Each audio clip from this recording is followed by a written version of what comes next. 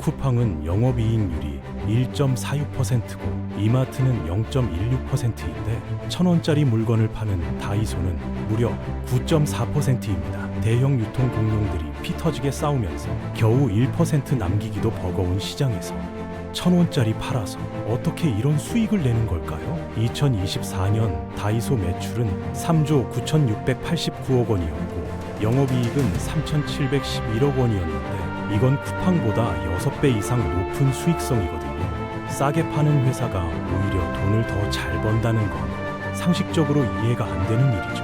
그래서 오늘은 다이소가 어떻게 이 불가능해 보이는 구조를 만들어냈는지 그 비밀을 낱낱이 파헤쳐 보겠습니다. 보통 우리가 아는 유통회사들은 이미 만들어진 물건을 사서 마진을 붙여 파는 구조인데 다이소는 이걸 완전히 뒤집어 버렸습니다. 다이소는 물건을 먼저 보는 게 아니라 가격을 먼저 정해버리거든요. 이게 무슨 말이냐면 우리가 이 물건을 1,000원에 팔 거야, 2,000원에 팔 거야, 3,000원에 팔 거야 하고 가격표를 먼저 딱 정해놓고 그 가격에 맞춰서 물건을 만들 수 있는 공장을 찾아다닌다는 겁니다. 일반적인 유통사가 완성된 요리를 사서 파는 레스토랑이라면 다이소는 예산을 먼저 정해놓고 그 안에서 최고의 재료를 찾아 직접 요리를 만드는 셰프인 셈이죠. 이렇게 하면 뭐가 달라지냐고요? 일반 브랜드 제품을 매입해서 팔면 마진이 30에서 35% 정도밖에 안 나오는데 다이소처럼 직접 기획해서 만들면 원가율을 62% 수준으로 맞출 수 있어서 38% 가까운 마진을 확보할 수 있게 됩니다. 이게 가능한 이유는 다이소 매장에서 파는 물건의 70% 이상이 자체 기획 상품, 그러니까 PB 상품이기 때문인데요. PB 상품이 뭐냐면 다이소가 직접 디자인하고 스펙을 정해서 공장에 주문 제작하는 물건을 말합니다. 브랜드 로고 없고 화려한 포장 없고 TV 광고 없이 오로지 품질과 가격만 놓고 승부를 보는 거죠. 브랜드 제품에 붙는 비용들을 다 빼버리니까 같은 품질의 물건을 훨씬 싸게 만들 수 있는 겁니다. 소비자 입장에서는 브랜드 이름값을 안 내도 되니까 좋고 다이소 입장에서는 마진을 더 많이 남길 수 있으니까 좋은 거죠. 이게 바로 다이소 수익 구조의 첫 번째 비밀입니다. 그런데 여기서 의문이 생기죠. 아무리 직접 기획한다고 해도 1,000원짜리 물건을 만들어줄 공장이 있겠냐는 건데 이게 또 다이소의 무서운 점입니다. 다이소가 발주하는 물량이 어마어마하거든요. 연간 100만 개 단위로 발주가 들어가는데 이 정도 물량이면 공장 입장에서는 마진을 좀 깎더라도 절대 놓칠 수 없는 거래입니다. 중국 현지에서는 다이소 바이어가 출장을 오면 호텔 로비에 공장 사장들이 줄을 서서 기다린다는 얘기가 있을 정도예요. 작은 마진이라도 100만 개를 팔면 큰 돈이 되니까 공장들이 서로 다이소 물건을 만들겠다고 경쟁을 하는 상황인 거죠. 이 구조가 만들어내는 선순환이 정말 대단한데요. 대량 발주를 하니까 개당 단가가 내려가고 단가가 내려가니까 같은 가격에 더 좋은 품질의 제품을 만들 수 있게 되고 품질이 좋아지니까 판매량이 늘어나고 판매량이 늘어나니까 다시 발주량이 커지는 겁니다. 이 사이클이 계속 돌면서 다이소 제품의 품질은 점점 올라가고 있어요. 예전에는 다이소 하면 그냥 싸구려 이미지가 있었잖아요. 근데 요즘 다이소 제품들 품질 보면 깜짝 놀랍니다. 특히 화장품이. 그런데 2024년 다이소 뷰티 부문 매출이 전년 대비 144%나 급증했거든요. 전체 매출의 10%가 넘는 비중을 차지하게 됐습니다. 여기서 재밌는 건 아모레퍼시픽이나 LG 생활건강 같은 대기업 화장품 회사들이 이제 다이소에 입점하려고 줄을 선다는 거예요. 예전에는 다이소에 물건 넣으면 브랜드 이미지가 떨어진다고 꺼렸는데 지금은 완전히 분위기가 바뀌었습니다. 왜냐하면 다이소 매장이 2024년 말 기준으로 1,576개나 되는데 이 매장들에 매일 수백만 명의 소비자가 방문하거든요. TV 광고에 수십억 원 쓰는 것보다 다이소 매대에 제품 올려놓는 게 훨씬 효과적인 마케팅이 된 겁니다. 심지어 일부 화장품 브랜드들은 다이소를 신제품 테스트 공간으로 활용하기도 해요. 다이소에서 먼저 팔아보고 소비자 반응을 살핀 다음에 개선된 버전을 자기네 매장에서 비싸게 파는 전략을 쓰는 거죠. 그런데 사실 다이소의 진짜 경쟁력은 상품 기획보다 비용 관리에 있습니다. 다이소가 비용을 아끼는 방식을 보면 정말 극단적이에요. 먼저 물류비를 보면 올리브영이 연간 2,800억 원 정도를 물류에 쓰는데 다이소는 500억에서 600억 원밖에 안 씁니다. 3분의 1도 안 되는 거죠. 어떻게 이게 가능하냐면 다이소는 자체 물류센터를 운영하면서 자동화 시스템을 돌리고 중간 유통 단계를 전부 없애버렸거든요. 제조사에서 바로 다이소 물류센터로, 물류센터에서 바로 매장으로 가는 구조라서 중간에 돈 먹는 구멍이 없는 겁니다. 광고비는 더 충격적인데요. 다이소의 연간 광고비가 40억에서 60억 원 정도밖에 안 됩니다. 4조 원 가까운 매출을 올리는 회사가 광고의 0.15%만 쓴다는 거예요. 쿠팡이 매출의 2에서 3%를 광고에 쓰는 걸 생각하면 15분의 1도 안 되는 수준이죠. 다이소가 광고를 안 해도 되는 이유가 뭐냐면 이미 모든 사람들 머릿속에 다이소 하면 싸다라는 공식이 박혀 있기 때문입니다. 브랜드 자체가 광고인 셈이에요. 다이소 앞을 지나가면 일단 들어가서 뭐라도 사게 되잖아요. 그게 다 입소문과 경험으로 쌓인 브랜드 파워인 거죠. 근데 제가 가장 인상 깊었던 건 다이소의 임대료 전략입니다. 다이소는 일부러 1층을 피해요. 건물 1층은 유동인구가 많아서 임대료가 비싼데 다이소는 굳이 비싼 돈 내고 1층에 들어갈 필요가 없다고 판단한 거죠.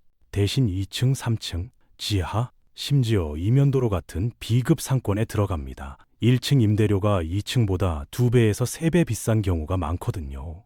다이소는 그 돈을 아껴서 2배 이상 넓은 매장을 차리는데 씁니다. 2024년 기준으로 다이소의 임차료 비중은 매출의 5.1%인데 스타벅스가 8.2%인 걸 생각하면 거의 3분의 2 수준밖에 안 되는 거예요. 이 전략이 왜 똑똑하냐면 다이소는 목적 구매 매장이기 때문입니다. 사람들이 지나가다가 우연히 들르는 게 아니라 다이소 가야지 하고 일부러 찾아가는 매장이란 말이에요. 그러니까 굳이 1층에 있을 필요가 없는 겁니다. 오히려 넓은 매장에서 고객들이 오래 머물면서 이것저것 구경하다 보면 원래 사려던 것 말고도 이것도 사면 좋겠다 하면서 추가 구매가 일어나거든요. 실제로 이 전략을 쓴 뒤에 매장당 연 매출이 16억에서 22억 원으로 올라갔다는 분석도 있습니다. 임대료는 줄이고 매출은 늘리는 일석이조의 효과를 본 거죠. 다이소의 성공을 보면서 흥미로운 점은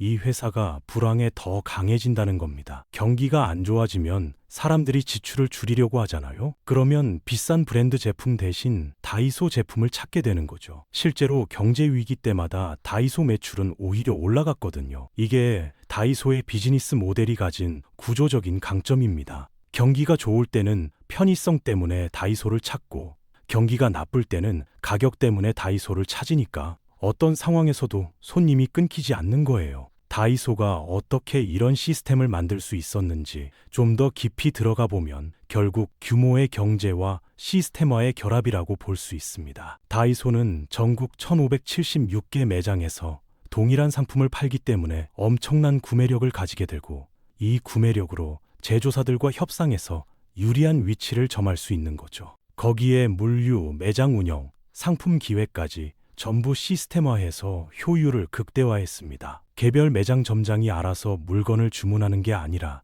본사에서 데이터를 분석해서 어떤 물건을 얼마나 보낼지 결정하는 중앙 집중식 시스템을 운영하거든요. 그리고 다이소의 가격 정책도 독특한데요. 1,000원, 2,000원, 3,000원, 5,000원 이렇게 딱딱 떨어지는 가격만 사용합니다. 1,500원짜리나 2,500원짜리는 없어요. 왜 이렇게 하냐면 계산이 쉽고 가격에 대한 심리적 저항이 줄어들기 때문입니다. 손님이 물건을 집을 때 이거 얼마지 하고 고민할 필요가 없는 거예요. 그냥 가격표 색깔만 보면 되니까요. 이런 단순한 가격 구조가 구매 결정을 빠르게 만들고 결과적으로 매장 회전율을 높이는 데 기여합니다. 다이소 매장에 가보면 상품 배치도 과학적으로 되어 있다는 걸 알 수 있는데요.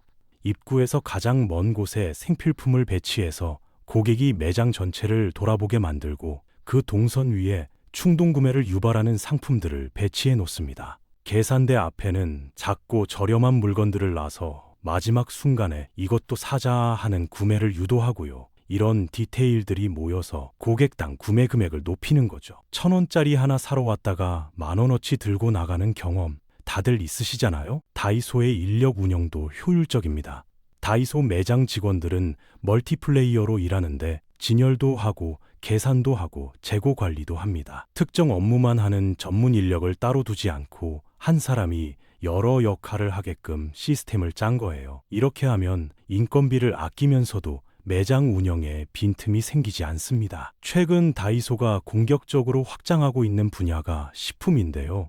원래 다이소는 생활용품 위주였는데 이제 과자, 음료, 간편식까지 취급 범위를 넓히고 있습니다. 식품은 재방문율을 높이는 데 효과적이거든요. 생활용품은 한번 사면 한동안 안 사도 되지만 과자나 음료는 금방 또 사게 되니까요. 다이소가 식품 라인업을 강화하면서 편의점과의 경쟁도 본격화되고 있는데 같은 과자가 편의점에서는 1,500원인데 다이소에서는 1,000원이면 소비자들이 어디로 가겠어요? 다이소의 또 다른 강점은 빠른 상품 회전입니다. 다이소는 매주 새로운 상품을 출시하는데 이렇게 하면 고객들이 매장에 올 때마다 새로운 물건을 발견하는 재미가 있어서 재방문율이 높아집니다. 이게 가능한 이유는 다이소의 상품 기획 시스템이 워낙 빠르게 돌아가기 때문인데 트렌드를 발견하면 몇 주 안에 관련 상품을 출시할 수 있는 체계를 갖추고 있거든요. 그리고 요즘 다이소가 주목받는 이유 중 하나가 MZ세대 공략에 성공했다는 건데요. 예전에는 다이소 하면 아줌마들 가는 곳이라는 이미지가 있었는데 지금은 2030 젊은 층이